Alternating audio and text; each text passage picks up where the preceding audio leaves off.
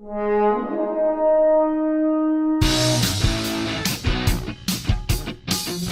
and welcome to Minute of the Apes, the daily podcast where we break down every damn dirty minute of the Planet of the Apes movies, 1 minute at a time.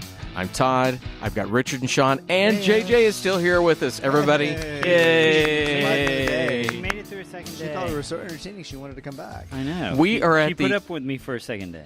Really? I know she did. I don't know why she keeps coming back, but she it's does. It's been 18 years at this point, but 18 years. You know what? Here. She's just grimacing as we go through. And last minute. You know, we're going to go ahead and say this. All right. We're having martinis to celebrate the end of this We film. are. And if any slurred words come out or clinked glasses, you know where it's coming from, Well, right? And I'm just doing Zayas. That's all it is. I bet I'm they just have doing their standard Zayas. podcast, yeah. Richard's doing Zayas. That's all I ever ask on every podcast is for Richard to do Zayas. So we're at minute 112. It's Tuesday. Sean, tell us what we're doing today. We're going to start minute 112 with the camera finishing its pullback on the Statue of Liberty, and it ends with a fading credit for produced by Appjack Productions, Inc., and released by 20th Century Fox Films Corporation. I had to look that up. I know, and as a minute Appjack 112, we still got our... we got one more time to do this after this. We got our 2 living humans, 2 dead, Dodge and Stewart, 1 dead ape, shrewdness of apes, and a gaggle of humans. Before we get into the credits and everything, what?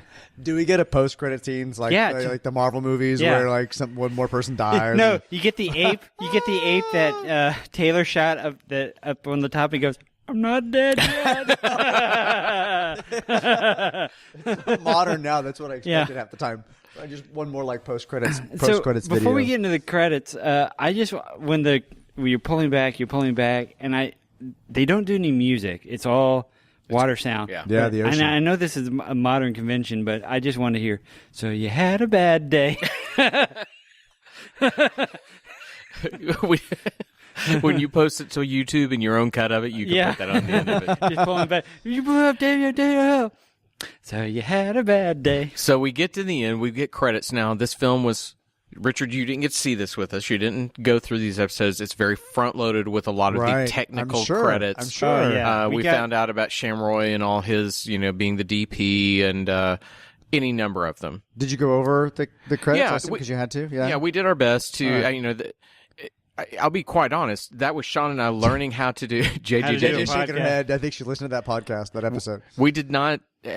It's funny how after you do 112 of these, how much you learn about what you want to do and who you want to be and how you want to cover it. So Sean and I did our best at the time, being friends, talking about a film, but we also were cursed with the star farts going everywhere. And it was just like every time you turned around, it was like, why do we have that flash of light still? Did you listen to those two, JJ?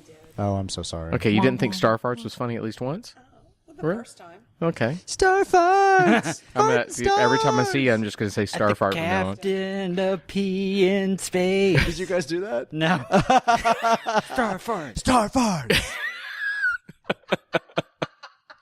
So now we've got... This is predominantly acting credits and a few other things beyond that. Right. Richard's been so good as to kind of give us a perspective because as we were talking in pre-pro, you noticed how people were listed in the credits and that kind of hit you and you went in. And we're going to post a picture of this. He made his InfoWars stack of paper, crazy person paper. Here's what everybody did. I'm waiting for Richard's the board going to never be there. your friend again because you just equated him to InfoWars. He's got his Alex Jones stack of here's what's going on. But we're going to people. post a picture. You understand the credits. This is how it works out. We're going to post a picture because you didn't just come prepared, my friend. You came prepared. Okay, I'll be honest. I did not read every single actor bio, but as the credits are rolling, I only recognized a couple of names. Right? Charlton Heston, Roddy McDowall, Kim Hunter. They sort of sound familiar. Tom Daly, or not Tom Daly. That's sorry, that's the diver. James Daly. And so I wanted to get a sense as these credits were playing who they were and the order that they were in. So I'll give you an example that kind of surprised me. So we're going down it, and the fifth person listed is the president of the assembly, who didn't really do anything. Wait. So the president, who's James Whitmore, the guy that was in charge of the court. room scene? Yeah, the one that barely really said anything except for just kind of keep going. He was part of the see no evil, hear no evil speak? Okay. And eventually becomes Red, and not Red, and Shawshank Redemption. Which character is he? He's the old guy. Brooks. Brooks. He becomes Brooks. Oh, that's Brooks? That's Brooks. Holy crap. I said that when we did that episode. That's Brooks. Again, I forgot. Yeah. Jeez. So Nova, who's in more scenes. You should have seen the look on JJ's face. I didn't need to hear. I didn't. When I said that, I heard that. You got sucked over by the vacuum of her going gasping. Yeah, I thought she was going to pull me over and slap me. But you see the face now. It's him, isn't it? Landon, who has more scenes. Lucius, who has more scenes. Julius, who has more scenes. We're lower billed than James Whitmore. He's 5th billed. Does it have his filmography on there? That's what I'm looking for. Because what I'm curious is at 1968 is he getting a billing because of his past credits? Yes, he is getting the biggest billing because of the things that he did prior to this. Okay. People thought they would know who he is, even though he only has, 5 minutes of screen time at 10 minutes of screen time at most. Here's some things that he had been in. The Psycho, the Janet Leigh of. He was in it so before much. this. He was in Asphalt Jungle, Red Badge of Courage. Oh, jeez. It's Big Country, Kiss Me Kate. Hang on him. He was a stage and musical theater person. Oh, holy shit, else. Sean! He was in Them. Oh, I didn't know that. He was in Them. He was in Oklahoma. What? Oh, he was in Oklahoma. He was in what? Oh, he was in Them. Them. That was we talked about that once. It's a classic. It's a 1950s atomic horror movie 54. about giant irradiated ants. Them. Is Them. The name of the movie. You. Them. What? I swear to God. Over there. At this point, slap him. He's doing that to mess with you. So moving on from that, he was in an episode of Twilight Zone. And then it became Planet of the Apes. But as I said, he went on. He went on to be in Bonanza, Guns of Magnificent 7. Was that a sequel to the Magnificent? That must have been one. He was in Tora. Give Him Hell, Harry. The Adventures of Mark Twain. Glory, Glory. Good Christ, this man was in a lot of stuff. Shawshank Redemption. The Explorers. The Majestic. And the last credit that they have on here was 2007. He finally stooped to paying the bills by being on CSI Crime Scene Investigation. Hey, you know what? Sometimes you got insurance bills to pay. We all have bills to pay, don't we, JJ? But you think about a man like that. That's a beautiful career. Because I was terrified more than you, Shelley, for those who don't know, my wife, loves Shawshank Redemption. And so when I told her, she's like, I don't ever want to hear that again. Same thing. It's like, I don't want to know he's in Planet of the Apes. Do not connect those two. Was he wearing a mask? Yeah, as a matter of fact, actually, when he carves up there, you turn around and he's like, looks real quick and there's a mask. I'm kidding. So anyway, he was the president of the assembly who didn't have very many lines or a very prominent role, was kind of 5th billed of this entire thing. It just kind of surprised me. So if you think about it, there's not that many speaking roles in this. I mean, seriously, we've got our Zeus. True. I mean, it really stays with Taylor, Zira, Cornelius. You got Heston Stewart. Oh no, Heston, Landon, Dodge. They talked.